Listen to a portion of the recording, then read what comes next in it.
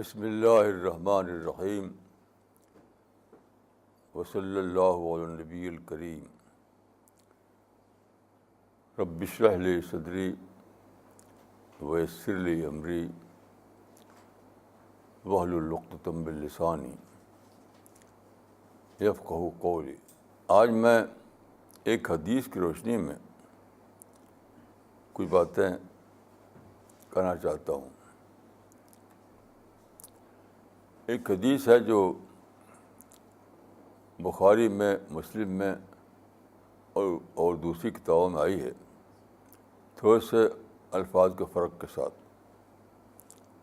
اس میں کئی باتیں ہیں، میں صرف دو باتیں اس وقت اس میں سے پڑھتا ہوں۔ وہ یہ ہیں: اوتی تو جوامع الکلم و بے مفاتیح خزائن الارض۔ اس کا مطلب یہ ہے کہ رسول اللہ صلی اللہ علیہ وسلم نے فرمایا کہ مجھ کو اللہ کی طرف سے جوامع الکلم دیے گئے ہیں اور مجھے زمین کے خزائن کی کنجیاں دی گئی ہیں۔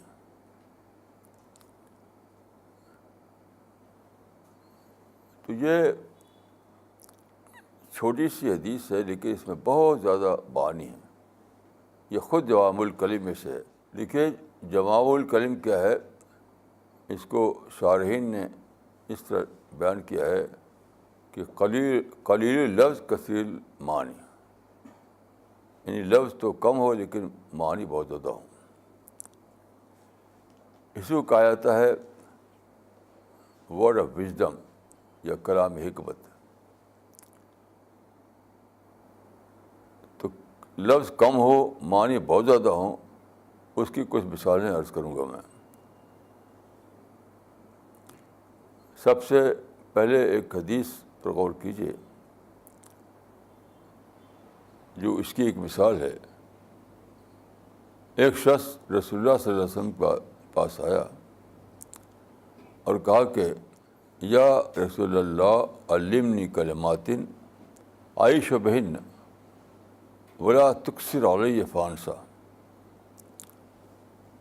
یعنی اے اللہ کے رسول،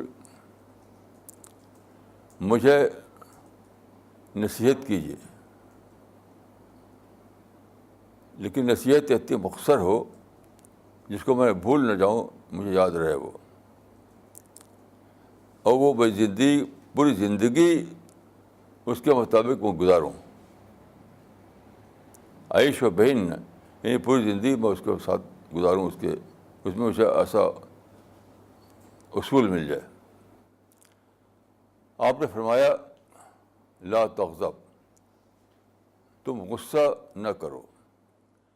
دیکھیے، غصہ کا لفظ اس نہیں کرتا جو اس میں آئی ہے۔ غصہ سے ایک محدود مفہوم ہوتا ہے ضامن۔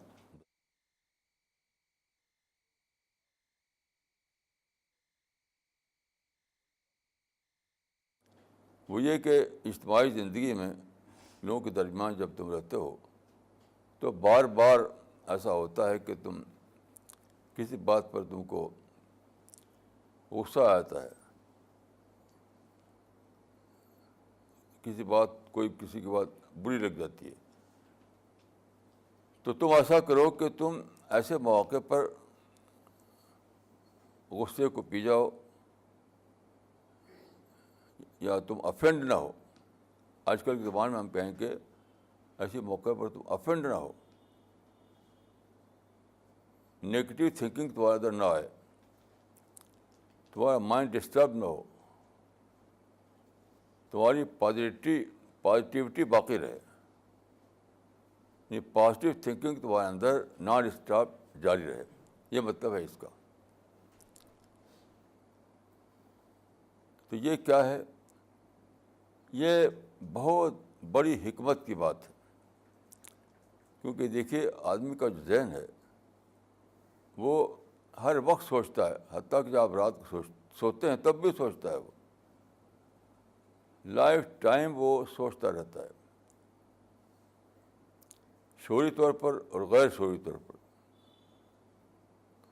تو ایک ہی چیز اس کے اس تھنکنگ پروسیس کو ڈسٹرب کرتی ہے، وہ غضب ہے. اس کو غضب کا مطلب یہ ہے کہ وہ جب آپ کے اندر جب افینڈ ہو جائیں، آپ جب آپ کا مائنڈ ڈسٹرب ہو جائے، تو وہ جو لمحہ ہے وہی اس پروسیس کو ڈسٹرب کرتا ہے. اور یہ جو پروسیس ہے انٹلیکچوئل پروسیس، یہی تو عقل کا سرا ہے. یعنی آدمی کا مائنڈ ہر وقت جو سوچتا ہے تو وہ کیا کرتا ہے، یعنی آدمی کے مائنڈ کے اندر جو خزانے رکھے ہوئے ہیں اس کو انفولڈ کرتا ہے وہ، اور اپنے سے باہر کی دنیا میں جو حکمت کی باتیں ہیں اس کو ایکسٹریکٹ کرتا ہے. جس طرح شہد کی مکھی پھولوں سے نیکٹر ایکسٹریکٹ کرتی ہے، ایسی وہ حکمت کی باتوں کو ایکسٹریکٹ کرتا رہتا ہے. تو یہ ساری باتیں جو ہیں چلتی رہتی ہیں انسان کے دماغ میں. لیکن جب آپ ڈسٹرب ہو جائیں، جب آپ نگیٹو ہو جائیں، جب آپ افینڈ ہو جائیں، تو وہ پروسیس اسٹاپ ہو جائے گا. اور یہ بہت ہی بڑا نقصان ہے انسان کے لیے، اس تھنکنگ پروسیس کا اسٹاپ ہو جانا. تو اس حدیث میں یہ بات بتائی گئی ہے کہ اللہ تعالیٰ نے تم کو ایک بہت بڑی نعمت دی ہے، وہ دماغ. اور دماغ کی نعمت یہ ہے کہ وہ ہر وقت سوچتا ہے، ہر وقت اس کے اندر تھنکنگ پروسیس جاری رہتا ہے. اسی سے آپ کو عقل آتی ہے، اسی سے بصیرت آتی ہے، اسی سے وژڈم آتی ہے، اسی سے آپ باتوں کو سیکھتے ہیں. تو جب آپ مائنڈ کو اس طرح ڈیولپ کریں گے تبھی تو اپلائی کر پائیں گے، تبھی تو پوری زندگی کو آپ اس کے تحت لا پائیں گے. یعنی پوری زندگی کو آپ کو مینیج کرنا ہے تو مینیج کون کرے گا؟ آپ کا مائنڈ. مائنڈ جتنا زیادہ ڈیولپ ہوگا، جتنا زیادہ وہ ترقی یافتہ ہوگا، اتنے ہی زیادہ اچھی طریقے سے آپ کو زندگی کے موقع پر بتائے گا کہ یہاں کیا کرو، وہاں کیا کرو. میں ایک مثال دیتا ہوں. ہر آدمی ایک گھر بناتا ہے، اس گھر میں ایک خاتون ہوتی ہے، اس کی بیوی. تو یہ جو خاتون ہوتی ہے یہ سادہ بات نہیں ہے، یہ بہت بڑی بات ہے. اللہ تعالیٰ نے سچ پوچھے تو دو انسان بنائے، دو انسان، ایک فیمیل انسان، ایک میل انسان. یعنی عورت بھی ایک انسان ہے، مرد بھی ایک انسان ہے. تو اللہ تعالیٰ نے ایک ہی وہ خلق منہا زوجہا، اسی جنس سے عورت کو ہی بنایا. جس جنس سے اللہ تعالیٰ نے بنایا انسان مرد کو، اسی سے عورت کو ہی بنایا. تو گویا کہ اللہ تعالیٰ نے دو انسان بنائے، اس میں سے ایک فیمیل انسان تھا، دوسرا میل انسان تھا. یہ کس لیے تھا؟ کہ زندگی کی گاڑی کو دونوں مل کر بہت کامیابی سے چلا سکیں. لیکن انسان نے عورت کو سمجھا نہیں، بس وہ بچہ پیدا کرے اور گھر سنبھالے اور کھانا پکا کھلائے، بس یہی مطلب ہے عورت کا. حالانکہ یہ اس کا بہت ہی کمتر استعمال ہے، بہت ہی کمتر استعمال ہے. حدیث میں آتا ہے کہ خیر و متاع دنیا البرۃ الصالحہ. کیسی عجیب حدیث ہے دیکھیے، خیر و متاع دنیا البرۃ الصالحہ. کسی انسان کے لیے سب سے اچھی نعمت ساری دنیا میں، پوری دنیا میں سب سے اچھی نعمت جو ہے وہ ایک صالح عورت ہے. صالح کے معنی یہ نہیں کہ بس نماز روزے والی، یہ مطلب نہیں ہے. ہر عورت صالح ہی ہوتی ہے، اگر آپ صحیح طریقے سے اس کو بیہیو کریں تو ہر عورت صالح عورت ہے. اب جیسے دیکھیے, میرے پاس ایک صاحب کا ٹیلیفون آیا پرسوں ایک شہر سے, تو انہوں نے کہا کہ میرے گھر میں ماحول بہت خراب ہے اور میرے بچے میری بات مانتے نہیں, اس طرح کی شکایت انہوں نے کی. تو باتوں کے درمیان میں نے پکڑا کہ یہ ان کا رویہ گھر میں کیا ہے. تو میں نے ان سے پوچھا کہ کیا بچوں کے سامنے آپ اپنی بیوی سے لڑتے جھگڑتے تھے؟ تو ان کا ہاں. میں نے کہا یہی تو جڑ ہے. لڑتا جھگڑتا آدمی چھوٹی چھوٹی باتوں پر, بڑی باتوں پر کوئی لڑتا جھگڑتا نہیں ہے. تو چھوٹی چھوٹی باتوں جس کو کہ آپ کو اوائڈ کرنا چاہیے, اس پہ لڑتے جھگڑتے ہیں. تو اس عورت کو آپ نے استعمال نہیں کر پایا اور بچوں کے ذہن خراب کیا. سب نقصان ہی نقصان ہے. تو میں نے کہا سب سے پہلا کام یہ ہے کہ آپ گھر میں اپنی بیوی سے لڑنا جھگڑنا چھوڑ دیجیے, بالکل ختم. کوئی بات آپ کو بری لگتی ہے تو آپ چپ ہو جائیے, لڑنے کی کیا ضرورت ہے. عورت کو اس میں سمجھنے میں پوری تاریخ میں انسان نے غلطی کی ہے. یعنی پہلے تو انسان یہ کیا, انسان نے عورت کو کم سمجھا, ہزاروں سال تک عورت کو کم سمجھا. یورپ نے ایک نئی دریافت کی, لیکن اس کی دریافت بھی صحیح نہیں تھی. انہوں نے کہا کہ عورت مرد کے درمیان جینڈر ایکولیٹی ہے, ان دونوں کا برابر ہونا. یہ کچھ نہیں ہے, جینڈر ایکولیٹی از نتھنگ. صحیح بات ہے جینڈر پارٹنرشپ, جینڈر ایکولیٹی ایسی چیز نہیں ہے. جینڈر پارٹنرشپ, دونوں ایک دوسرے کو مل کر کے شیئر کریں, ایک دوسرے کو مل کر کے ایک دوسرے کی کمی پوری کریں, ایک دوسرے کو کمپلیمنٹ کریں, ایک دوسرے سے ایکسچینج کریں, اور تھنکنگ پروسیس میں دونوں ایک دوسرے کو شریک کریں, تو دونوں اپنے آپ کو ڈیولپ کر پائیں گے. اسی معنی میں ہے کہ خیر و متاع دنیا البراۃ الصالحہ. اور ایک حدیث سے بھی بڑھ کر ہے, رسول اللہ صلی اللہ علیہ وسلم نے اپنے بارے میں فرمایا کہ حبب الی من دنیاکم النساء,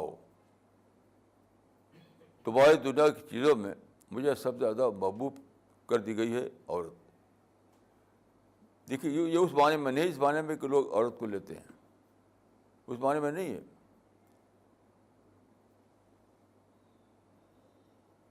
یہ اسی میں ہے کہ رسول اللہ نے اس بات کو جانا کہ اللہ کے دو انسان بنائے ہیں, ایک میل انسان ایک فیمیل انسان, اور دونوں ایک دوسرے کے لیے زندگی کا پارٹنر ہے.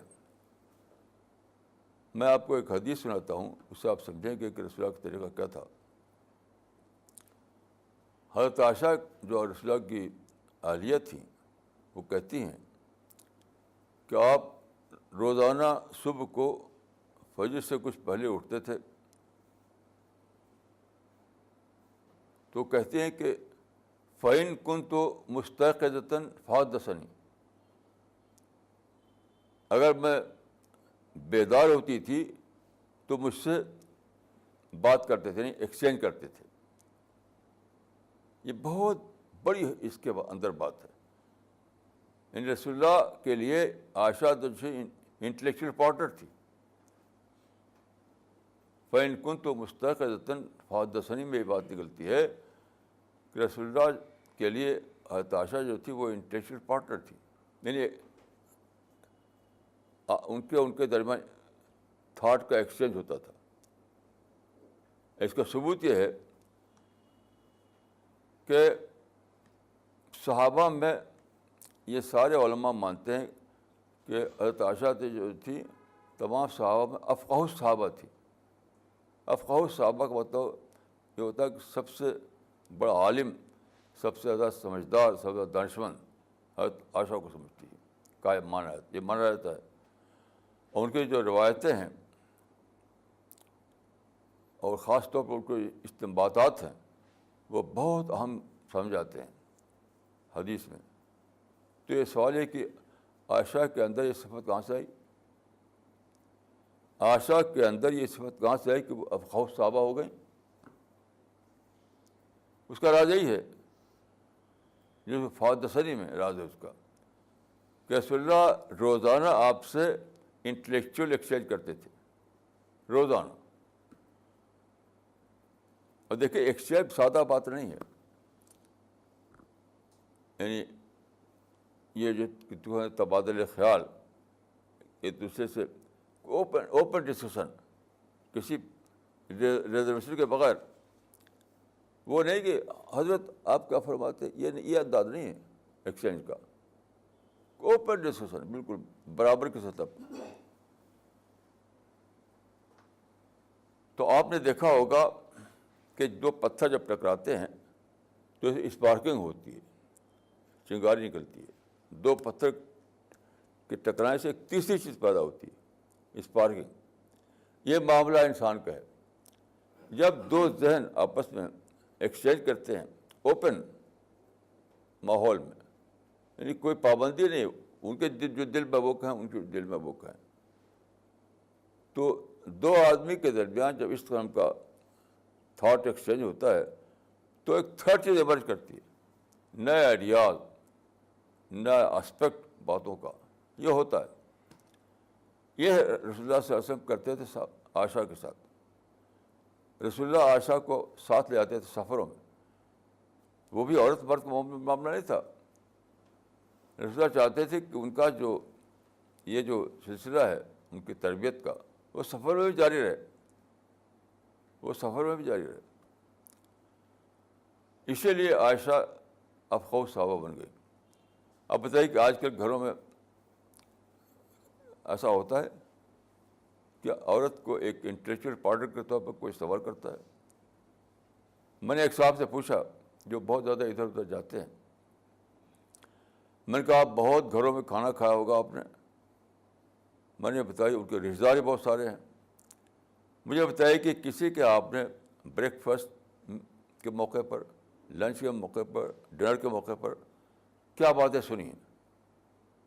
معرفت کی باتیں, اللہ کی کبریائی کی باتیں.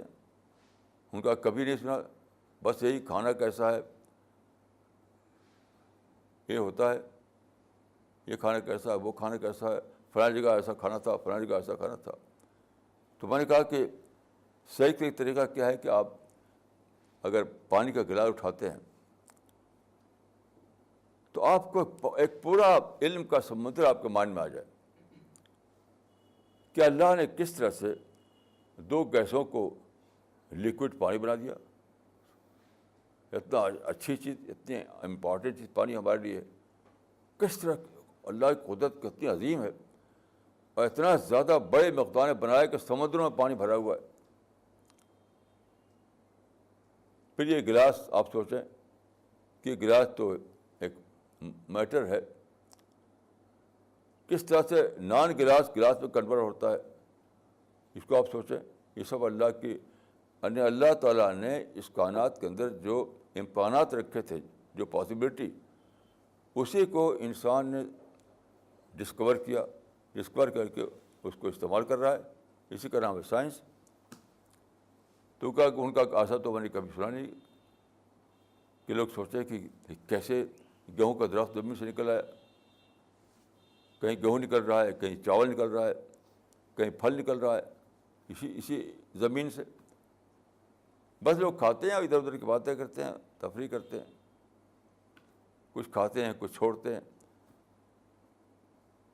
کوئی دسترخوان پر اللہ کے عظمتوں کو دریافت نہیں کرتا. اس میں بھی سب سے بڑا دخل یہ ہے کہ عورتوں کو لوگ اس حیثیت سے تیار نہیں کرتے. عورتیں بس لذیذ کھانے پکائیں اور بس اسی کی باتیں چلتی ہیں گھر میں, اسی کی چرچا ہوتا ہے. اگر عورت کو, جن کا میں نے ذکر کیا, میرے پر ٹیلیفون آیا تھا, میں نے کہا عورت جو ہے گھر کی سینٹرل فگر ہوتی ہے. عورت کو اگر آپ تیار کریں تو پورے گھر میں اسی لحاظ سے ماحول بنے گا. پھر دسترخوان پہ اسی کا چرچا ہوگا, ہر موقع پر اللہ کی عظمتوں کی باتیں ہوں گی. لیکن آپ اس سے عورت تیاری نہیں کرتے. صبح شام تک عورت پر کھانے پھنسی رہتی ہے. میں گئے حال میں اپنے ایک عزیز کے یہاں گیا ایک شہر میں, تو ان کے یہاں مجھے معلوم ہوا کہ صبح سے شام تک بس کچن میں عورتیں رہتی ہیں, کچن میں. تو جاتے ہی سب سے پہلا بنے کام کا عورت کوئی کچن میں نہیں جائے گی. آپ کے یہاں جو ایک ملازم وہی پکائے گا وہی کھا لے گا, آپ کچن میں نہیں جانا, آپ ہماری باتیں سنیے. تو ان کے لیے ایک نئی بات تھی کہ کوئی مہمان آئے عورتیں کچن میں نہ جائیں. یہ نئی بات تھی. مہمان آنے کے معنی عورتیں کچن میں جا کر کے صبح سے شام تک مشغول رہیں. میں نے کہا کسی عورت کچن میں نہیں جانا ہے, سب کو ہماری باتیں سننا ہے. گھر میں جو کام کرنے والی ایک عورت ہے وہ جو پکا دی کہ کھا لیں گے وہی ہم. یہ کہیں یہ ماحول ہی نہیں کسی گھر میں, یہ گھر میں کسی گھر میں یہ ماحول نہیں. میں کرتا بامبے گیا تو ایک صاحب نے, میں کسی ہوٹل میں ٹھہرا ہوا تھا, تو ایک صاحب نے کہا کہ میرے گھر چلیے, تو اپنی کار پر مجھے بٹھا کر لے چلے. تو پھر میں نے دیکھا کہ جو روڈ گھر کی طرف جاتی ہے اس سے مڑ کے ایک اور طرف جا رہے ہیں. میں نے کہا ادھر کہاں جا رہے ہیں؟ تو پتہ چلا کہ گوشت خریدے جا رہے ہیں. تو میں نے کہا مجھے گوشت نہیں کھانا, جو ہے وہی کھانا ہے مجھے. یعنی مجھے لے جا رہے ہیں تو ان کے بارے میں کیا دوڑ رہا ہے کہ گوشت خریدنا ضروری ہے. یہی سب گھروں میں ہوتا ہے. تو عورت کے بارے میں رسول اللہ صلی اللہ علیہ وسلم نے فرمایا کہ وہ دنیا کی سب سے بہترین متاع ہے, اس کو سارے لوگ ضائع کیے ہوئے ہیں. میں تو یہ کہوں گا کہ موجودہ زمانے میں ہر گھر ایک لیونگ گریو یارڈ ہے, زندہ قبرستان. ہر گھر ایک لیونگ گریو یارڈ ہے, زندہ قبرستان, کہ لوگ وہاں رہتے ہیں ایک گھر میں. کس لیے؟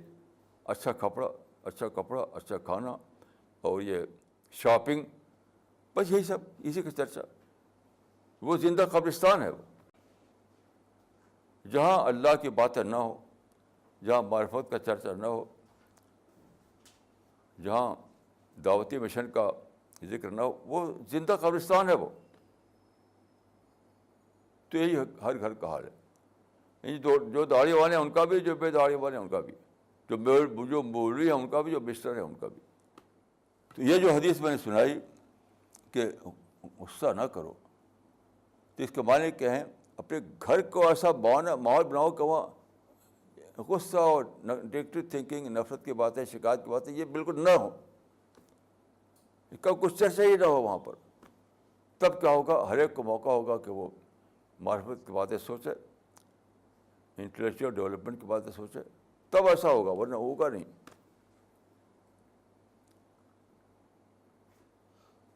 تو میں سمجھتا ہوں کہ اللہ تعالیٰ نے عورت انسان کے لیے ایک گفٹ ہے, ایک تحفہ ہے, لیکن ہر ایک نے اس تحفے کو برباد کر رکھا ہے. کیونکہ کیا ہے؟ بس شاپنگ, کھانا, کپڑا, فرنیچر, اسی میں صبح سے شام گزرتے ہیں. تو سب سے بڑا عورت کا جو استعمال ہے وہی ہے جو حدیث میں آیا کہ فحدثنی, یعنی مجھ سے ایکسچینج کرتے تھے. تو عورت اور مرد دونوں ایک دوسرے کے لیے انٹلیکچوئل پارٹنر بنے, اس سے دونوں کو ذہنی ارتقاء ہوگا اور دونوں کو موقع ملے گا کہ اپنے آپ کو اپنے اندر ایک بہتر پرسنالٹی کو ڈیولپ کریں. تو ایک بات یہ ہے اس حدیث میں. دوسری بات جو ہے کہ جو آپ نے فرمایا کہ زمین کے خزانے کی کنجیاں مجھے دی گئیں, زمین کے خزانے کی کنجیاں. تو اکثر لوگ سمجھتے ہیں کہ ساری زمین پر حکومت, لیکن آپ غور کیجئے رسول اللہ کے زمانے میں کیا ساری زمین پر حکومت ہوئی؟ صحابہ کے زمانے میں کیا ساری زمین پر حکومت ہوئی؟ یہ بعد کے زمانے میں کیا کبھی ساری زمین پر حکومت ہوئی؟ تو ایسا واقعہ جو 1400 سال میں ہوا ہی نہیں, وہ کیسا کیسی دین تھی اللہ تعالیٰ کی. یعنی اللہ تعالیٰ نے دیا بھی اور 1400 سال تک واقع نہیں بنا. یہ مطلب ہرگز اس کا نہیں ہے. اور اس میں ایک بات اور عرض کروں گا. اب گلوبل امپائر کا دور ختم ہو چکا, پولیٹیکل امپائر کا دور ختم ہو چکا. اصل میں مسلمان باتوں کو سمجھتے نہیں, کیونکہ وہ ہمیشہ غلط توجہ کیا کرتے ہیں چیزوں کی. جیسے خلافت ترکی بہت بڑا امپائر تھا مسلمانوں کا, وہ ٹوٹ گیا, تو سارے لوگ کیا سمجھتے ہیں کہ کما اتاترک نے توڑا. یہ بالکل بیس لیس بات ہے, چونکہ آپ نے غلط توجہ کر رکھی ہے کہ ترکی کی جو خلافت تھی, خلافت عثمانی, اس کو کما اتاترک نے توڑا. تو آپ کو کما اتاترک سے تو نفرت ہو گئی, اصل حقیقت کیا تھی اسے بے خبر رہے آپ. دیکھیے, it was due to age factor. ایک زمانہ تھا جب کہ بادشاہت ہوا کرتی تھی, جب امپائر کو انسان قبول کرتا تھا. وہ ایک دور تھا جس میں امپائر بن گئی. اس میں رومن امپائر بنی, ساسانی امپائر بنی, بہت سے امپائر بنی, برٹش امپائر بنی, اور پھر اسی زمانے میں مسلمانوں کی امپائر بنی. لیکن اس کے بعد کیا ہوا کہ نیشنلزم کا دور آ گیا. نیشنلزم کا دور, یعنی نیشن اسٹیٹ کا دور آ گیا کہ جس ایریا میں, جس ٹریٹری میں کوئی نیشن بستی ہے, اسی کو حکومت کرنے کا حق ہے, اسی کو.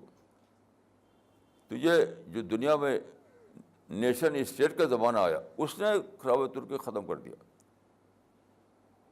وہ عربوں میں بھی وہی ذہن پھیلا کہ ہماری حکومت ہم خود کریں گے, باہر آدمی کو حکومت کرے. تو یہ دنیا میں جو نیشن اسٹیٹ کا زمانہ آیا, اس نے اس تصور کو ختم کر دیا کہ کوئی امپائر بنا پائے. اور صرف مسلمانوں کی بات نہیں ہے, دنیا میں اتنی مثالیں ہیں اگر آدمی کو عقل و سمجھنے کے لیے. دیکھیے, کمیونسٹوں نے کمیونسٹ امپائر بنانا چاہا, اور ایک چھوٹا سا امپائر بنایا بھی انہوں نے, لیکن 70 سال میں وہ ٹوٹ گیا. جرمنی میں ہٹلر کے زمانے میں انہوں نے امپائر بنانا چاہا, نہیں بنا, اور تباہی آئی. جاپان نے بھی امپائر بنانا چاہا, وہ بھی بنا نہیں پائے, اور تباہی آئی. تو ان لوگ عقل آ گئی, انہوں نے سوچا کہ یہ ممکن نہیں, امپاسبل ہے. جرمنی کے ایک لیڈر نے کہا تھا, یہ جو قول مشہور ہے ایک جرمن لیڈر کا ہے, کہ politics is the art of possible. تو جاپان میں, جرمنی میں, رشیا میں, ہر جگہ وہ تصور ختم کر دے گا امپائر کا. اب سب ترقی کر رہے ہیں.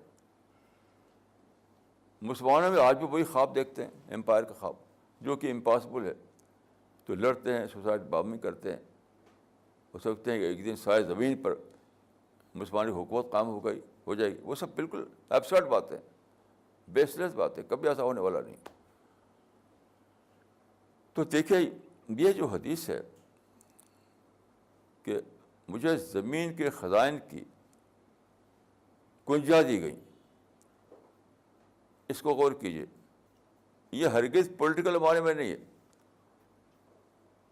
وہ ہرگز پولیٹیکل معنی میں نہیں ہے, وہ ماڈرن کمیونیکیشن کے معنی میں ہے, یعنی گلوبل کمیونیکیشن. رسول اللہ نے کا مطلب یہ ہے کہ میری امت کا زمانہ, کیونکہ اس کے بعد نبوت ختم ہو چکی ہے, کوئی نیا نبی آئے گا نہیں, نبی سے امت بنتی ہے, جو نبی آتا ہے اس سے ایک امت بنتی ہے, اب کوئی نئی امت نہیں بنے گی. تو اس امت کے زمانے میں ایک بہت ہی انوکھا ایک انقلاب آئے گا, وہ ہے گلوبل کمیونیکیشن. کہ بغیر پولیٹیکل پاور کے, بغیر فوج کے, بغیر پولیس کے, شاید دنیا میں آپ دعوت کا مشن پھیلا سکیں گے. تو حقیقت میں یہ دعویٰ امپائر کی بات ہے, یہ پولیٹیکل امپائر کی بات نہیں ہے. تو کیسی عجیب چیز ہے یہ. اگر آپ اس کو سیاسی معنی میں لیں تو 1400 سال سے کچھ نہیں ہوا, اور آگے تو بالکل کوئی امکان نہیں کہ اور ہو. تو الفاظ بن جاتے ہیں صرف. لیکن اگر آپ اس کو صحیح ڈھنگ سے اس کی آپ توجہ کر سکیں تو اس میں ایک آپ کو ایک نیا یقین حاصل ہوگا کہ اللہ نے اپنے رسول کو ایسی بات بتا دی تھی جو اس زمانے کا انسان جانتا نہیں تھا. یعنی 7 سینچری میں کون جانتا تھا کہ کبھی گلوبل کمیونیکیشن کا زمانہ آئے گا؟ کون جانتا تھا؟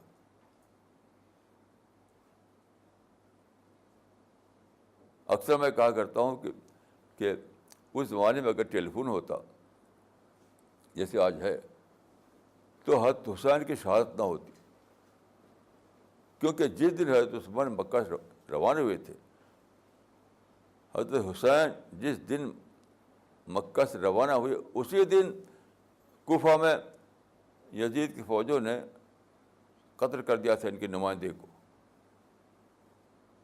اور بیعت ختم کر دی تھی انہوں نے. اسی بیعت کی خبر سے یہاں سے روانہ ہوئے تھے وہ کہ کوفہ والوں نے بیعت کر لی تھی، اور کوفہ والے بیعت توڑ چکے تھے جب ان کے لیے مسلم عقیل کو قتل کر کے پھانسی لٹکا دیا. تو اگر کوئی ٹیلی فون کرتا کوفہ سے مکہ کہ حضرت وہ تو سب معاملہ ختم ہو گیا، وہ حضرت سب نے بیعت توڑ دی، تو امام حسین ضرور کہتے کہ اب جانے کی کوئی ضرورت نہیں، مکہ میں رہیں گے. تو ٹیلی فون کا زمانہ ہوتا تو حضرت حسین کی شہادت نہ ہوتی.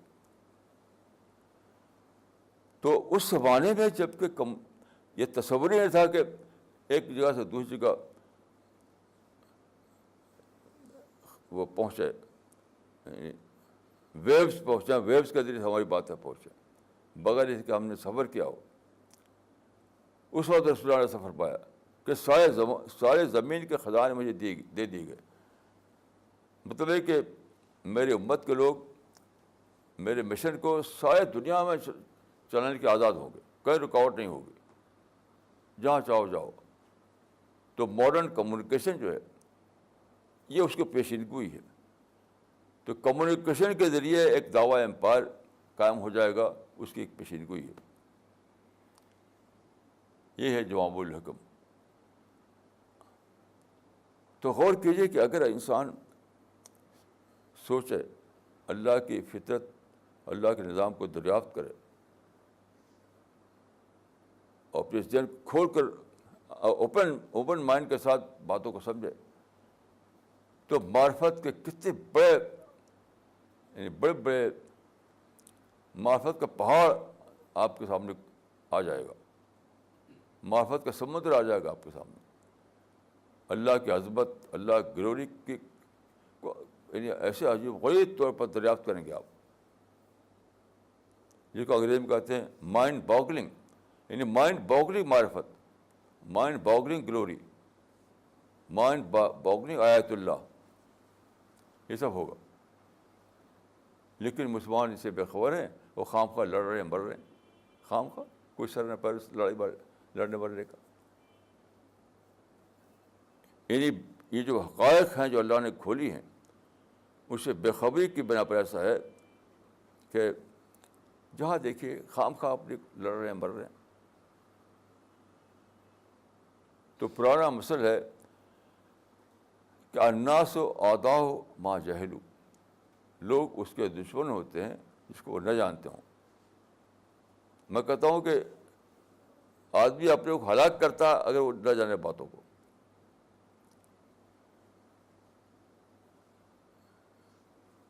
اگر آدمی نہ جانے باتوں کو تو اپنے کو صرف ہلاک ہی کرے گا، اور کچھ اس کی اس دنیا میں کچھ پائے گا نہیں. وہ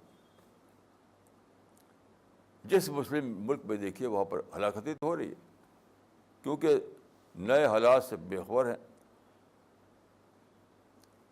اسی لیے حدیث میں بہت زبردست بات کہی گئی ہے مومن کے بارے میں، مومن کی صفت کہ ان یکون بصیرا بزبانہ، کہ مومن جو ہے زمانے سے باخبر انسان ہوتا ہے، زمانے سے باخبر. ان یکون بصیرا بزبانہ، اگر آپ زمانے سے باخبر ہوں گے تو آپ اعلیٰ معرفت حاصل کریں گے، آپ دعوت کی اعلیٰ درجے کی پلاننگ کر پائیں گے، اپنے کو ہلاکت سے بچائیں گے, اپنی انرجی کو زیادہ ہیلدی انداز میں استعمال کریں گے, اور پیسفل طریقے سے آپ ایک پورے عالم میں پیسفل طریقے سے آپ کا ایک دعویٰ پر قائم کر سکیں گے. یہ سب کچھ ہوگا اگر زمانے سے باخبر ہوں. تو ان یکون بصیرا بے زبانی, یہ بھی ایک جماع الکلم میں سے, یہ بھی جوامع الکلم میں سے, کہ اگر آپ زمانے سے جانیں تو اگر زمانے سے آپ باخبر ہوں تو آپ کی کامیابیوں کوئی حد نہیں ہوگی. Sky is the limit.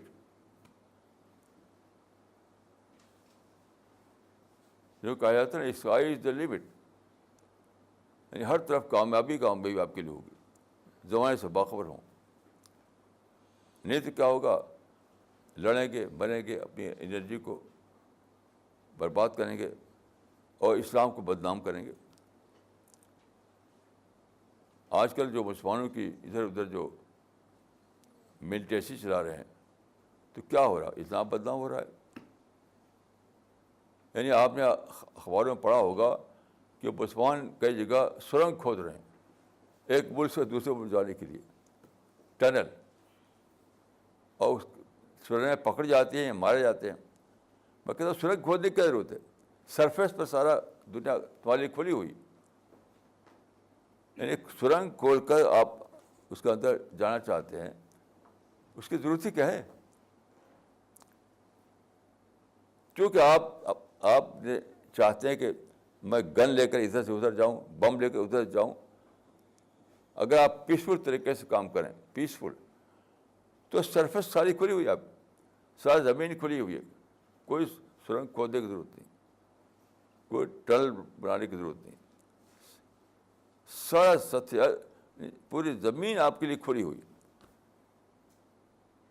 آپ ہوائی جہاز سے جہاز جوڑیے, کار سے جہاز جائیے, اور یہ ٹیلی فون سے جس چاہے کنٹیکٹ کیجیے, انٹرنیٹ کے ذریعے جہاں دعوت پہنچائیے. یعنی گلوبل لیول پر آپ سب کچھ کر سکتے ہیں, ٹنل کھودنے کی ضرورت نہیں ہے. لیکن کیا ہے, بے خبری. یہ جو حدیث ہے کہ مومن کی صفت یہ ہے کہ یکون بصیرا بے زبانی, کہتے ہیں بہت گہری بات ہے. مثلاً قرآن میں ہے کہ انتم الاعلون ان کنتم مومنین, تم ہی سربلند ہوگے اگر تم مومن ہو. اس کا مطلب یعنی مومن باخبر ہو, مومن بے خبر نہ ہو. اس کا مطلب بھی وہی ہے, اگر تم باخبر مومن ہو, بابصیرت مومن ہو, تو تمہاری سربلندی کو روک نہیں سکتا. کیوں؟ اس لیے بے خبر رہیں گے تو ٹنل کھو دیں گے اور مارے جائیں گے, اور باخبر ہوں گے تو ساری زمین کو استعمال کریں گے پیسفل طریقے سے. کیونکہ اس زمانے میں دیکھیے, یہ زمانہ ایک یعنی اپرچونیٹی ایکسپلوژن کا زمانہ ہے. مواقع بالکل کھول دیے گئے ہر ایک کے لیے. ایک ہی کنڈیشن ہے, اور وہ ہے کہ پیسفل, آپ پیسفل ہو. پیس کے سوا کوئی ایک بھی کنڈیشن نہیں. کہتا عجیب زمانہ ہے. آپ کسی پرائم منسٹر, کسی پریزیڈنٹ کے خلاف آپ ایک کریٹیکل اسپیچ دیجیے, کوئی روکنے والا نہیں آپ کو. پہلے زمانے میں بادشاہ کے خلاف بولتے تھے آپ تو فوراً بادشاہ پکڑ کر آپ کو گردن اڑا دیتا تھا. بادشاہ کے زمانے میں آپ بادشاہ پر تنقید نہیں کر سکتے تھے. آج آپ کسی پریزیڈنٹ, کسی پرائم منسٹر کے خلاف جو بھی چاہے تقریر کیجیے پیسفل طریقے سے, کوئی پکڑنے والا نہیں آپ کو. میں ایک بار تو واشنگٹن گیا, تو واشنگٹن میں جو وہ ہے وائٹ ہاؤس, بہت ہی بڑا ایریا ہے. تو ایک جگہ میں نے دیکھا کہ ایک آدمی جو ہے ایک بنائے ہوئے ایک انکلوجر ہے, اس کے اندر وہ بیٹھا ہوا ہے اور اس کے پاس کچھ کمیونیکیشن کا سامان ہے, وہاں بیٹھ کر پریزیڈنٹ کو الٹا سیدھا سنا رہا ہے. یعنی بالکل اس کے یعنی ایریا میں, وائٹ ہاؤس کے ایریا میں. ہمارے دیکھا کہ وہاں پولیس ادھر آتی ہے, کوئی پکڑتا نہیں اس کو, کیونکہ اپنی فریڈم کو استعمال کر رہا ہے. وہ برا کر رہا ہے گورنمنٹ, یعنی یو ایس گورنمنٹ کو. عجیب غریب زمانہ یہ ہے کہ اگر آپ پیسفل ہیں تو جو چاہے کیجیے. تو ہمیں جو چاہے کرنا نہیں ہے, ہمیں تو دعوت کا کام کرنا ہے, دعوت مشن چلانا ہے. تو دعوت مشن کے لیے ہمیں کوئی یعنی ذرہ برابر کوئی رکاوٹ نہیں, بشرطے کہ ہم پیسفل رہیں. چونکہ بے خبر اس سے لوگ ہیں تو ٹنل کھود رہے ہیں. ٹنل کھودنے میں آپ کروڑ روپے خرچ کر رہے ہیں, اور پھر ہر وقت اندیشہ ہے کوئی بم گرا دے, اسی میں مر جائیں, سب لوگ مر جائیں. جیسے ہی ٹنل کی خبر ملتی ہے گورنمنٹ کو کہ ہاں ٹنل ہے, تو بم گرا کر ختم کر دیتی ہے اس کو. تو کیا فائدہ؟ یعنی کروڑوں روپے لگا کر آپ نے ٹنل کھودی, وہاں سامان لے گئے اس کے اندر, اور بم گرا دیا, سب ختم. لیکن آپ پیسفل طریقے سے دعوت کا کام کریں تو کسی بھی قسم کی کوئی رکاوٹ نہیں, کوئی رکاوٹ نہیں. تو یہ ہے ان یکون بصیرا بزمانی. تو اس کو اس آیت کو ملا کے پڑھیے, انتم الاعلون ان کنتم مؤمنین. تم ہی سربلند ہوگے اگر تم مومن ہو. تو مومن سے مراد کون ہے؟ باخبر مومن, بابصیرت مومن, غافل مومن نہیں. تو جو بابصیرت مومن ہوگا اس کی پلاننگ بہت ہی زمانے کے مطابق ہوگی. اس کی پلاننگ میں زمانے کی بصیرت شامل ہوگی. اس کی پلاننگ یہ بہت ہی زیادہ یعنی وژڈم ہو اس کے اندر ہوگا. تو کون اس کو روک سکتا ہے؟ کون روک سکتا ہے اس کو؟ تو وقت آ گیا ہے کہ ہم قرآن حدیث کو دوبارہ پڑھیں, اس کو ری ڈسکور کریں. قرآن حدیث میں جو باتیں کہی گئی ہیں اس کو ہم ری ڈسکور کریں, پھر سے دریافت کریں, پھر اس کے معنی کو سمجھیں. تب جا کر کے وہ ہمارا وعدہ پورا ہوگا ہمارے اوپر اللہ کا کہ انتم الاعلون ان کنتم مؤمنین. دیکھیے مسئلہ صرف ایمان کا نہیں ہے کہ تم بیتبا ایمان مومن ہو, یہ مطلب نہیں ہے. تو باخبر ہو زمانے سے, وہ انسان وہ مومن ہو جو زمانے سے باخبر ہوتا ہے, اور زبان سے باخبری کی بنیاد پر اس کی پلاننگ ہوتی ہے, یہ مطلب ہے. تو کامیابی کہاں بھی ہے. تو میری دعا ہے کہ اللہ تعالیٰ مجھ کو آپ کو توفیق دے کہ ہم آپ خود بھی اللہ کے دین کو سمجھیں اور دوسروں کو بتائیں کہ اللہ کا دین صحیح معنوں میں کیا ہے, اور اپنے کو اس سے بچائیں کہ دین کے نام پر اپنے کو برباد کرنا, اسلام کے نام پر اپنے کو ہلاک کرنا, اس سے بچائیں.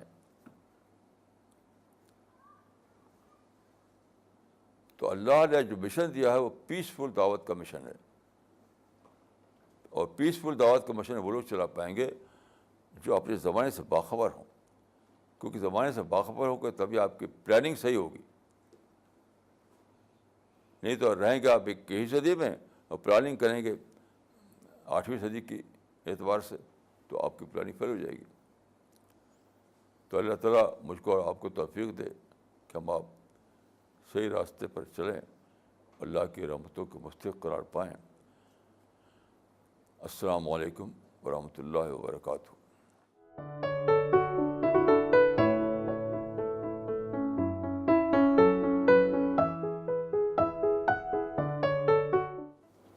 Okay, we'll start with the question answer session now.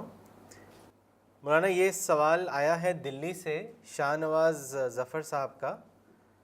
انہوں نے لکھا ہے کہ there is a saying which you always mention during your lecture, which is if you have a good excuse, don't use it.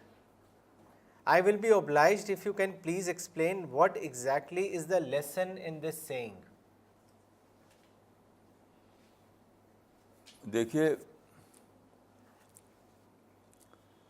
آپ رہتے ہیں لوگوں کے درمیان، مطلب یہ سوشل لائف کا فارمولہ ہے.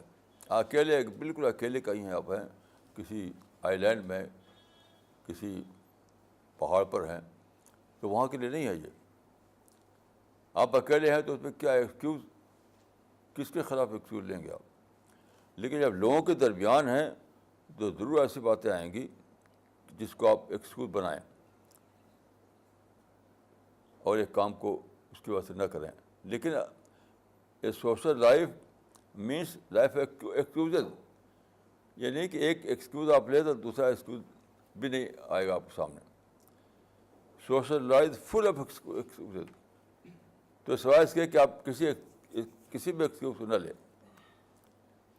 نہیں تو اگر آپ کا مزاج یہ ہوگا تو ہر وقت ایک نہ ایک ایکسکیوز آئے گا آپ سامنے، ہر وقت ایک نہ ایک سبب.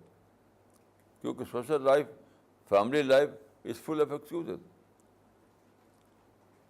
تو اس میں آپ یہ لوں گا میں وہ نہیں لوں گا، یہ چلنے والا نہیں ہے. کوئی ایکسکیوز دے لیجیے بس، تب آپ کام کر پائیں گے، تب آپ اپنی انرجی کو ویسٹ نہیں کریں گے، تب آپ اپنے ٹائم کو ویسٹ نہیں کریں گے. میرا تو طریقہ یہی، میں کسی ایکسکیوز کو ایکسکیوز بناتے ہی نہیں. ایکسکیوز کو ہمیشہ اوائڈ کرتا ہوں، ہمیشہ اوائڈ کرتا ہوں.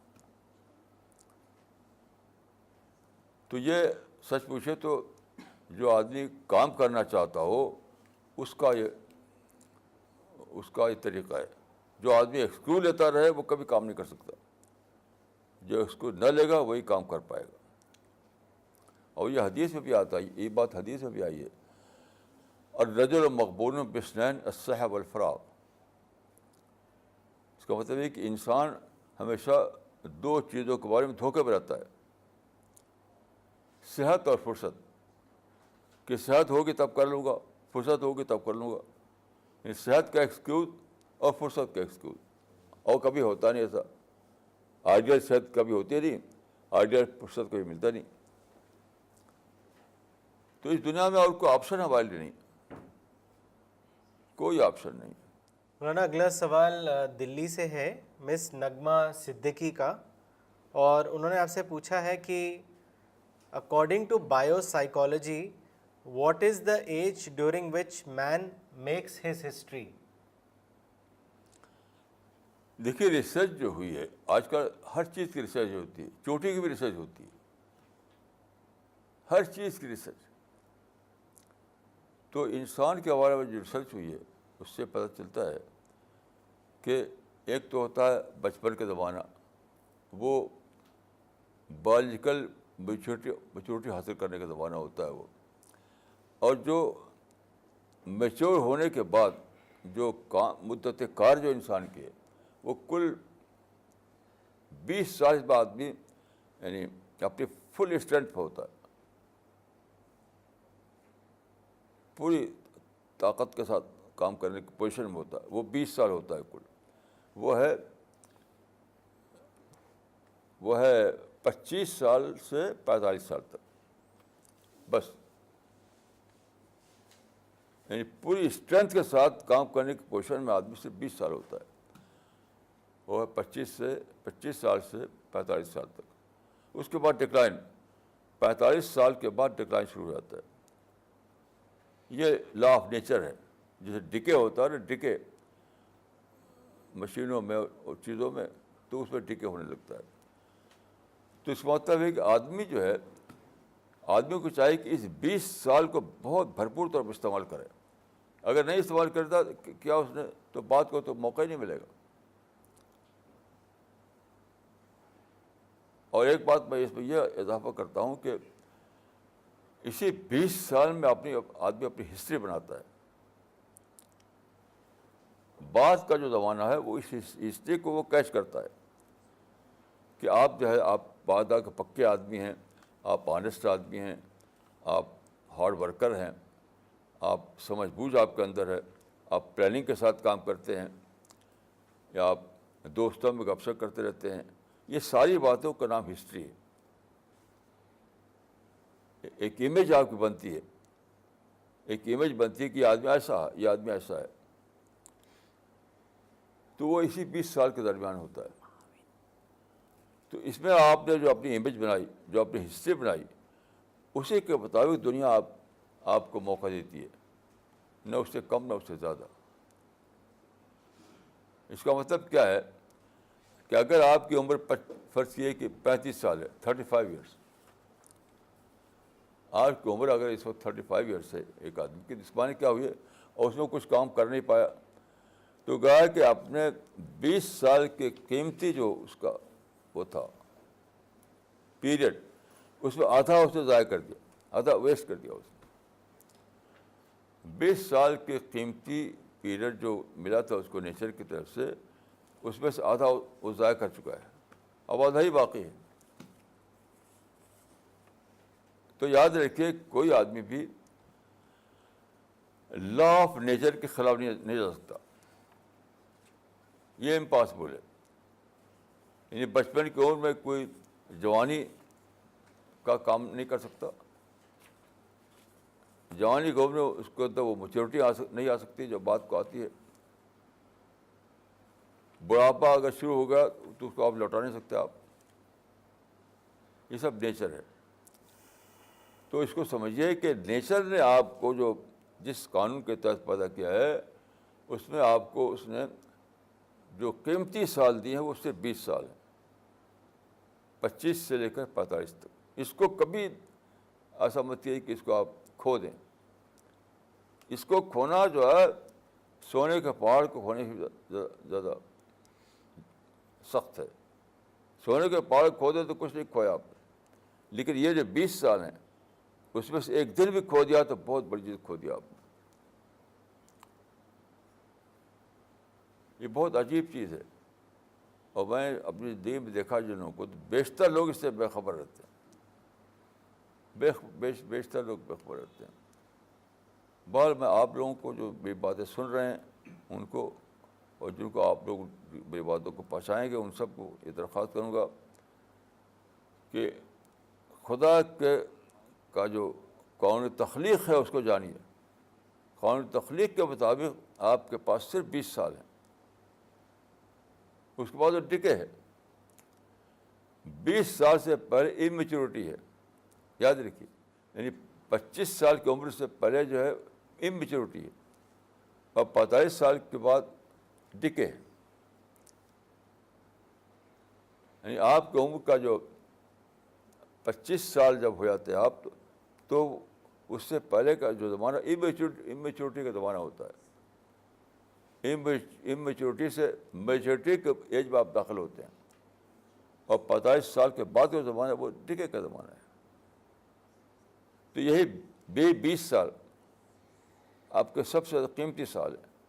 اس کو کبھی آسبات کی کو آپ یوٹیلائز نہ کریں، کیونکہ پھر اس کے بعد آپ کو وقت نہیں ملے گا، موقع نہیں ملے گا اپنے آپ کو استعمال کرنے کا. مولانا اگلا سوال لینے سے پہلے ایک کامنٹ پڑھنا چاہیں گے.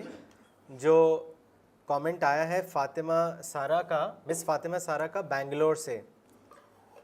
انہوں نے مولانا فیڈ بیک بھیجا ہے ایک سبسکرائبر کا جو اسپرٹ آف اسلام پڑھتی ہیں، اور جو فیڈ بیک بھیجنے والی ہیں ان کا نام ہے ہیما پریا، مس ہیما پریا. تو انہوں نے یہ لکھا ہے: I received my first edition of the Spirit of Islam early this month and would want to give my feedback regarding the same. The magazine has umpteen social messages which have been beautifully illustrated in each of its articles. Each and every article has a spiritual significance to convey to its readers. The magazine highlights the essence of spirituality in its true sense, which is synonymous with social peace and harmony. As a teenager myself, every day comes to me as a challenge. Each day I am introduced to situations that have the potential to lead me astray and take wrong decisions. In such a case, articles like "Suicide is not an option" have profound messages to tell and act as courage boosters. Every article has a small yet a significant lesson that can come in handy in everyday life. I consider it my privilege to be introduced to this magazine. I would want to congratulate and convey my gratitude to each and everyone associated with the spirit of Islam. I will be looking forward to the future editions. ماشاء اللہ. مولانا اگلا سوال دلی سے کیا ہے محمد ہلال خان نے. مولانا یہ ایک school کے اسٹوڈنٹ ہیں اور ان کا سوال ہے کہ what is the punishment of those people who insult their parents. کچھ نہیں, پنشمنٹ کیا سمجھائیے. پنشمنٹ سے یہ مسئلہ حل نہیں ہوتا ہے, بڑھتا ہے. دیکھیے پنشمنٹ جو ہے وہ صرف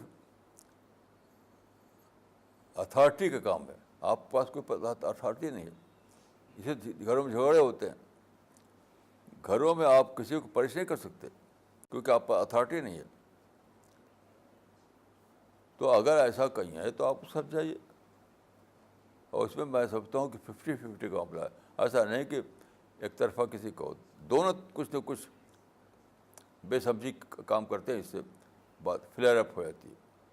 میں اس کو نہیں مانتا کہ یہ یونیلیٹرل معاملہ ہے, بائی لیٹرل معاملہ ہے.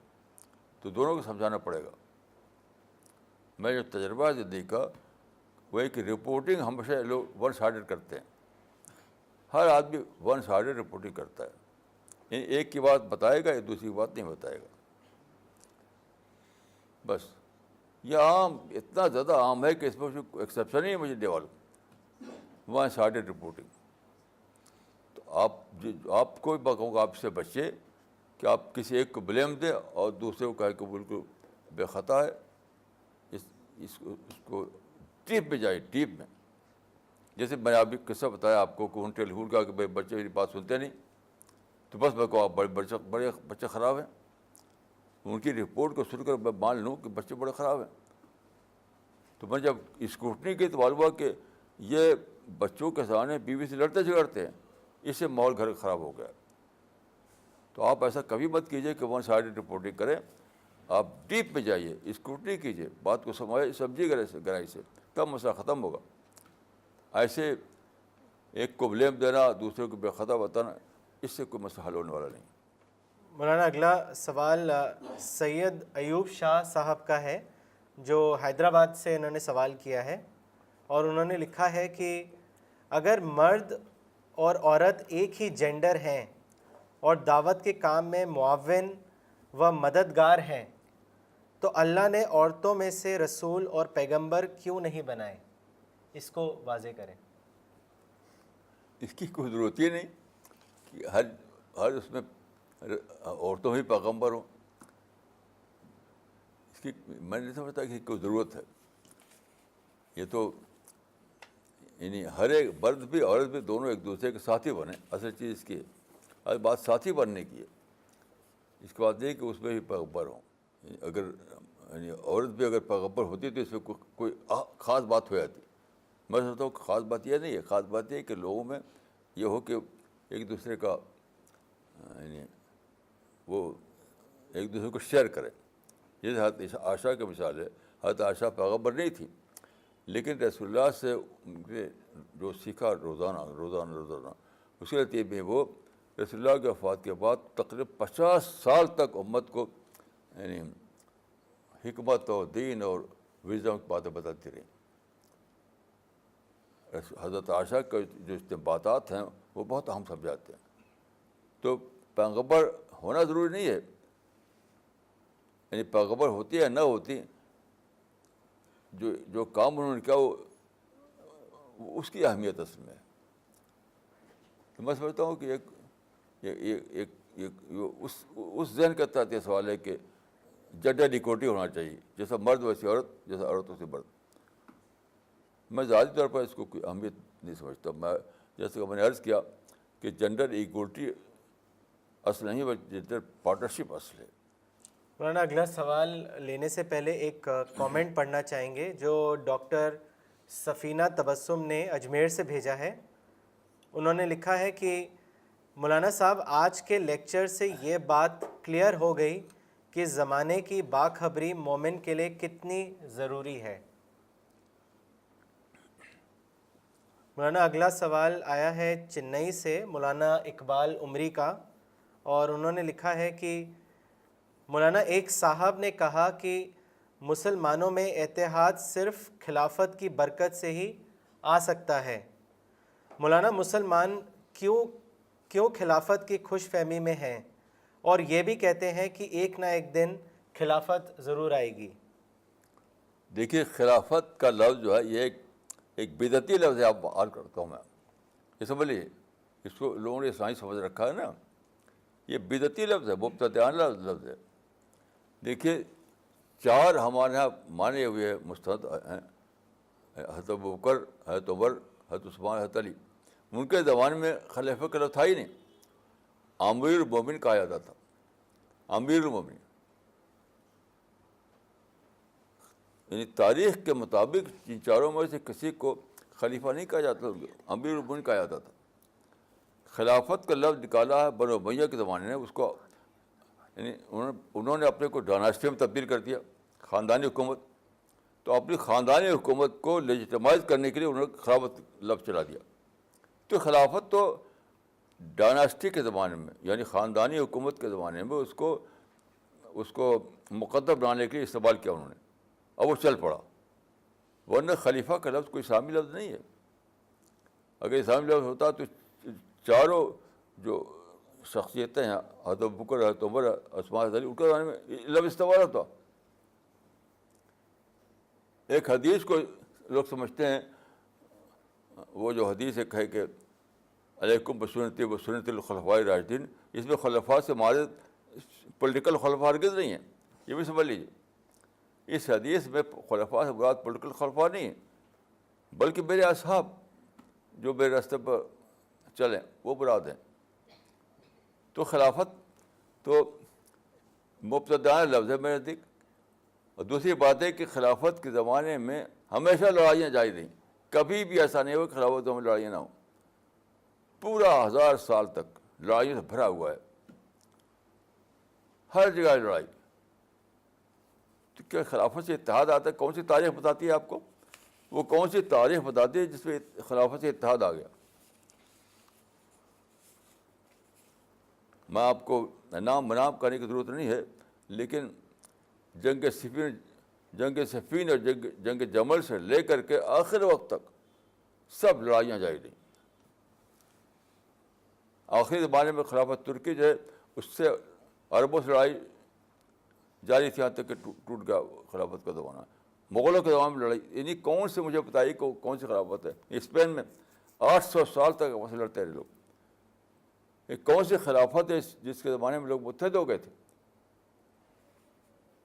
دیکھیے، یاد رکھیے، اتحاد کا تعلق کسی سیاسی اقدار سے نہیں ہے، اتحاد ذہنی حالت کا نام ہے۔ آپ ذہنی اعتبار سے آپ زیادہ سمجھدار ہوں تو آپ متحد رہیں گے۔ اتحاد کا تعلق ذہنی یعنی تعلیم سے، تربیت سے، ذہنی ارتقاء سے ہے، پارٹی سے کوئی مطلب نہیں۔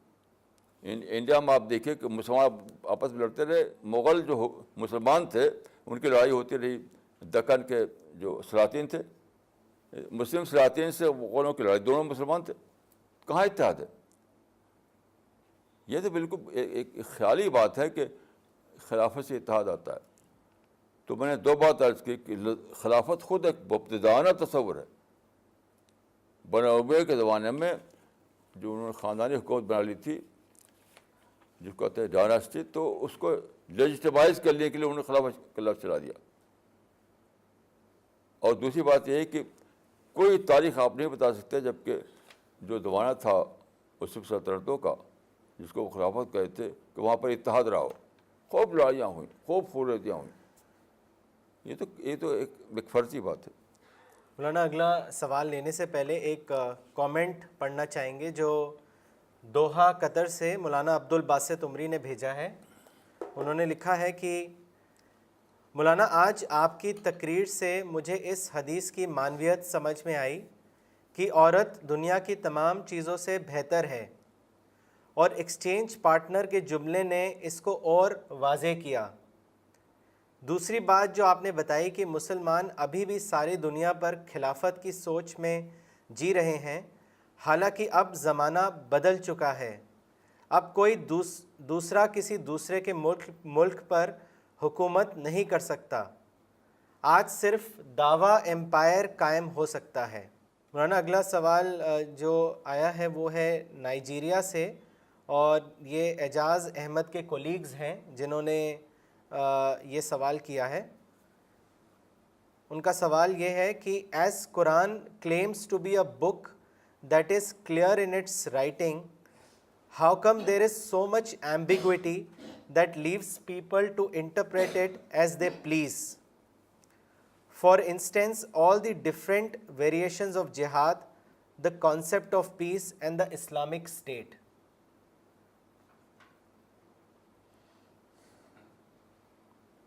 کیا اس کا کیا خلاصہ ہے؟ مولانا وہ یہ جاننا چاہ رہے ہیں کہ جب قرآن اتنا کلیئر ہے تو پھر اس کے ڈفرینٹ انٹرپریٹیشنس کیوں آتے ہیں، پرٹیکولرلی پیس کو لے کے، جہاد کو لے کے، تو اتنے ویریشنس کیوں ہیں؟ یا جو پولیٹیکل سسٹم ہے تو ایسا کیوں ہے کہ اس کی وجہ سے کنفیوژن بہت ہوتا ہے؟ اگر قرآن واقعی میں بہت کلیئر کتاب ہے تو پھر اتنا کنفیوژن کیوں ان چیزوں کو لے کے؟ دیکھیے، اس کا تعلق قرآن سے نہیں ہے، اس کا تعلق اس سے ہے کہ مذہب ہیومینٹی کا سبجیکٹ ہے، ہیومینٹیز کا، وہ سائنس کا سبجیکٹ نہیں ہے۔ فزیکل سائنسز میں چونکہ بیس کرتی ہے میتھمیٹکس پر، تو فزیکل سائنسز میں میتھمیٹکس کی وجہ سے وہاں پاسبل ہوتا ہے کہ وہاں ایک ہی بات ثابت ہو، انٹرپریشن نہ ہو۔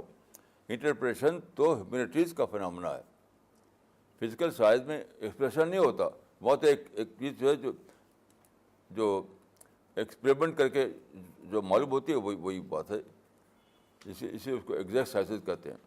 تو ایگزیکٹ سائنسز میں انٹرپریشن کا فرق نہیں ہوتا، لیکن ہیومینٹیز میں ہوتا ہے، تو یہ تو ہمیشہ ہی رہے گا انٹرپریٹیشن کا اختلاف، چاہے وہ قرآن ہو چاہے کوئی بھی چیز ہو۔ تو یہ، اور دوسری بات یہ ہے کہ اختلاف کوئی ایول نہیں ہے، اسی اختلاف سے تو انٹلیکچوئل ڈیولپمنٹ ہوتا ہے۔ اگر اختلاف نہ ہو تو آپ کیسے گفتگو کیسے کریں گے، ڈسکشن کیسے کریں گے، ڈائلاگ کیسے کریں گے؟ تو ہیومینٹیز میں اس کو جو اختلافات ہوتے ہیں وہ یا فرق ہوتا ہے جو سوچنے کا، اسی سے ڈسکشن ہوتا ہے، اسی سے انٹلیکچوئل ڈیولپمنٹ ہوتا ہے۔ تو میں دیکھ اختلاف کوئی کہ ایویل کی بات نہیں ہے، وہ تو ہم کو پوائنٹ آف ڈسکشن دیتا ہے، اسی سے ہم اپنی انٹلیکچوئل لائف کو ترقی دیتے ہیں۔ میں نہیں سمجھتا کہ اس میں کوئی ایویل کی بات ہے۔ مولانا اسی کے کنٹینیوشن میں اکثر جو نان مسلمز ہیں پرٹیکولرلی وہ یہ سوال کرتے ہیں کہ ایک گروپ پیسفل انٹرپریٹیشن کرتا ہے اور ایک گروپ وائلنٹ انٹرپریٹیشن کرتا ہے، تو وہ یہ کہتے ہیں کہ آپ جو پیسفل انٹرپریٹیشن بتا رہے ہیں، آپ کیسے کہہ سکتے ہیں کہ آپ کا انٹرپریٹیشن صحیح ہے؟ تو اس چیز پہ کیسے ان کو کنونس کیا جائے؟ دیکھیے، ہیومینٹیز میں یا مذہب میں ہمیشہ عقل کا استعمال باقی رہے گا۔ جیسے ایک مثال دیتا ہوں آپ کو کہ گیتا ایک کتاب ہے، بھگوت گیتا ایک کتاب ہے بہت اہم، ہمارے پرائم منسٹر صاحب نے وہاں جا کر کے دیا ان کو تحفے میں، جاپان کے پرائم منسٹر کو۔ لیکن آپ کو معلوم ہے کہ گیتا کے کئی انٹرپریشن کیے گئے ہیں۔ ایک انٹرپریشن وہ ہے جس کے مطابق یعنی گیتا لڑائی کی کتاب ہے، کیونکہ اس میں باقاعدہ دو فریق لڑتے ہیں آپس میں۔ ایک انٹرپریشن کے مطابق گیتا جو ہے وزڈم کی کتاب ہے، کوئی وزڈم کی باتیں ہیں۔ ایک کتاب جو انہوں نے کیا ہے گاندھی جی نے کہ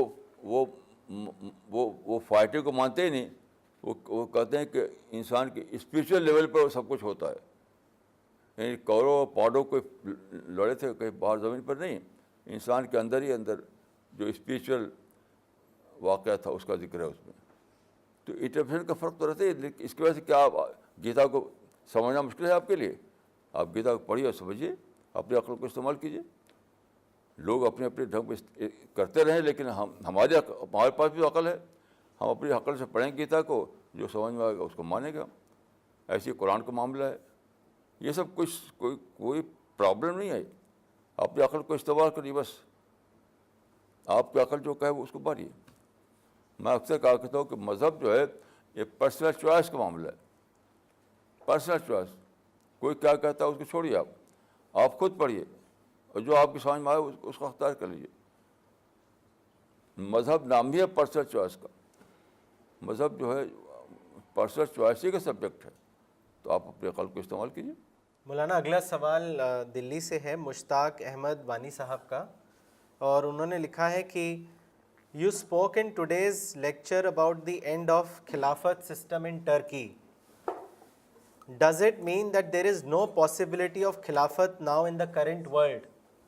what is your comment on this? میں نے عرض کیا کہ خلافت کوئی چیز ہی نہیں اسلام میں. یہ تو مبتدانہ لفظ ہے، یہ لفظ ہی مبتدانہ ہے، انوویشن ہے یہ. اس کا ثبوت یہ ہے کہ حضرت ابوبکر کو خلیفہ نہیں کہا گیا، حضرت عمر کو خلیفہ نہیں کہا گیا، حضرت عثمان کو خلیفہ نہیں کہا گیا، علی کو خلیفہ نہیں کہا گیا. ان کو کہا گیا امیر المومنین.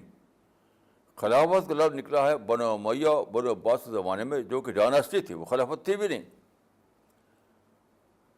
یعنی سب ڈائناسٹی تھی، بنو امیہ، بنو عباس اور خلافت ترکی، سب ڈائناسٹی تھی. یہ خلافت تھی ہی نہیں. وہ یہ تو اپنے ڈائناسٹی کو لیجٹمائز کرنے کے لیے انہوں نے خلیفہ کہنا شروع کر دیا.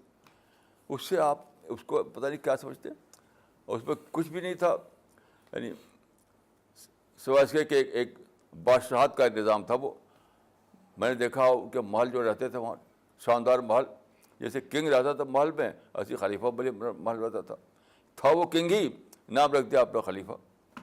آپ جا کے دیکھیے ان کے جو محلات ہیں کیسے شاندار ان میں رہتے تھے وہ. تو خلیفہ کا لفظ ایک مسلمان خامخواہ اس میں ایک آبسیشن بنا رکھا ہے. خلیفہ کا کوئی تصور اسلام میں نہیں ہے اس معنی میں، جس معنی میں مسلمان سمجھتے ہیں. مولانا اگلا سوال نوئیڈا سے ہے، مس ذکرہ عقیل نے کیا ہے. انہوں نے لکھا ہے کہ the image of Islam is so much distorted, how can we rectify it and convince the world that Islam is a religion of peace rather than a religion of violence? دیکھیے یہ کوئی مسئلہ نہیں ہے، یہ سب رہے گا. رسول اللہ کے زمانے میں بھی تھا، صحابہ کے زمانے میں بھی تھا. کیونکہ دنیا تو دیکھے ٹیسٹ کی دنیا ہے، یہاں تو یہی سب رہے گا. بالکل اسموتھ ہو سب کچھ، ایک دم ہر چیز پرفیکٹ ہو، تو کس بات کا ٹیسٹ ہوگا؟ یہ ممکن ہی نہیں ہے کہ دنیا میں ہر چیز اسموتھ ہو، بالکل ہی کوئی اختلاف نہ ہو، سب بالکل ٹھیک ٹھاک ہو. تو وہ تو جنت، پھر تو دنیا ہی جنت ہو جائے گی. اس دنیا میں آدمی کو یہ اس امتحان میں کھڑا ہونا پڑے گا کہ وہ سچائی کو دریافت کرے. اختلافات کے دوران وہ اپنی عقل کو استعمال کر کے جانے کہ کیا ٹھیک نہیں ہے.